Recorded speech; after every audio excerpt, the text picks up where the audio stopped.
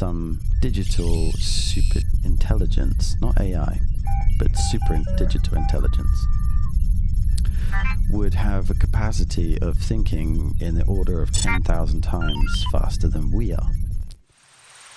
And it's fascinating thought experiment because, you know, if you compare us to, let's say, a plant, we think and process our experience about 10,000 times faster than a plant. And that's, you know, the plant's growing slow, and you see the garden grow in slow motion around us.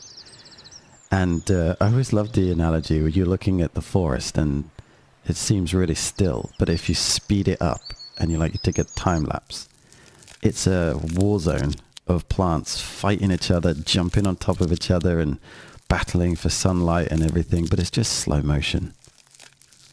And likewise, we're walking around these trees, and to them, if they could sense us or see us, we're like Speedy Gonzales, we're really fast.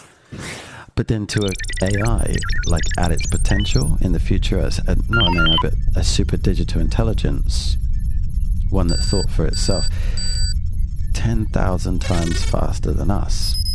If we didn't have any way to keep up with that, and maybe our brains can't, maybe our brains cannot move that fast.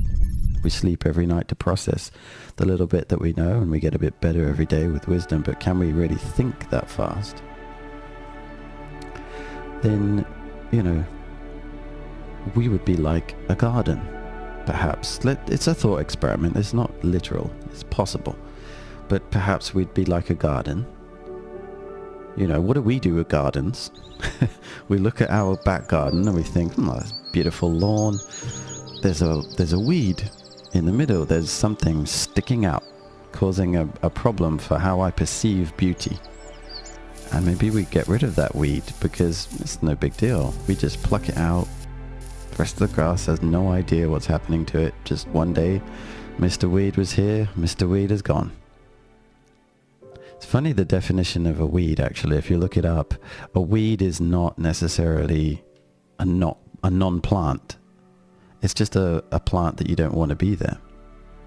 And sometimes it could be invasive, but still a plant, right? And if you just left the planet to be what it wants to be, and it's just going to be there. We've decided we don't want it there. Our perception, our culture, our whatever. I've always been fascinated by the varying experiences that different life forms have. For example, the birds who react so fast, or the ants who don't have eyes as we do. Before we wrap up, I'd like to acknowledge James Lovelock in his book Novacine, which inspired part of this video. Lovelock envisions an optimistic future where intelligent silicon-based life forms surpass humans, but one where we both are stewards of the earth. Thanks again for watching.